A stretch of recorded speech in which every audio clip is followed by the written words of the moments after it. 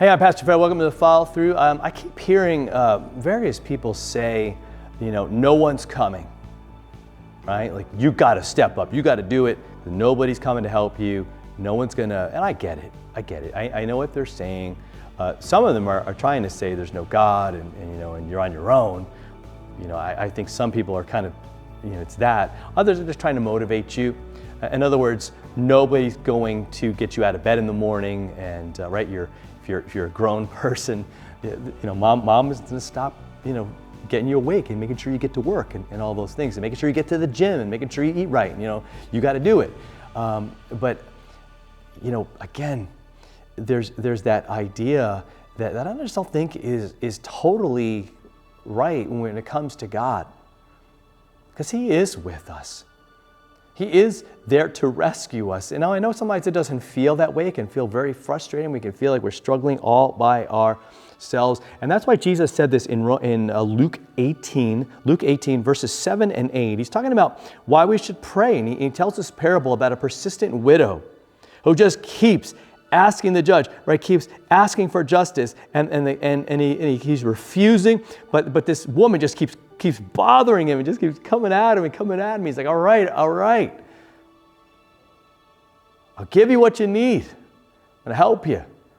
He doesn't help, right? He's a human. He doesn't help because he's so good. He doesn't help because he loves this person. But it's just that persistence. It wears him down. And so what Jesus is trying to say is, God is totally different than that. And don't you think He cares about His children? Don't you think that if there's an injustice, that there's something that we're dealing with, that He doesn't hear us, that He's not there to help us? He says this in 7 and 8. It says, will not God give justice to His elect, right? To the ones that He's claimed to be His own, who cry to Him day and night. Will He delay long over them? The answer is no. No, I tell you, He will give justice to them speedily. Nevertheless, when the Son of Man comes, will He find faith on earth? So Jesus is trying to say, are you going to trust that God is there? Or are you going to keep on trying to go to other sources for true justice when true justice comes from God?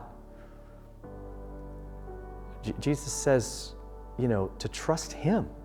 It's all in His hands. He's the judge. He's the righteous judge. He's the perfect judge. He's got no other motivation but to set things right. And that's awesome. And we can trust that all of the time, right? Be still and know that I am God, we read in the Scriptures. Right? We're called to not repay, to leave that justice, to leave any vengeance to the Lord. Any payback is, right? He's like, just put it into my hands, because He's the one that's going to handle it the right way. I'm just going to do it out of anger. But this is for when it's coming against me. Injustice against me, against you, against someone you love. He says, just keep praying. Just keep asking God. Keep asking God. We're His children, and He loves us, and He will comfort us. He will reassure us.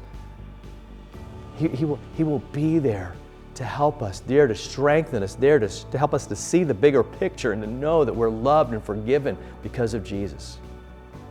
What an awesome, awesome thing, right? So I want to encourage you today, just keep on praying, keep on asking God for His help, for His support, for His amazing, amazing grace that He gives to you each day.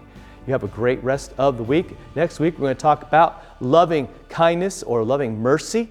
And we're going to keep going and kind of building out on this Micah 6:8 passage and just looking at God's direction for this new year. It's awesome. We'll talk to you next time. Have a great one.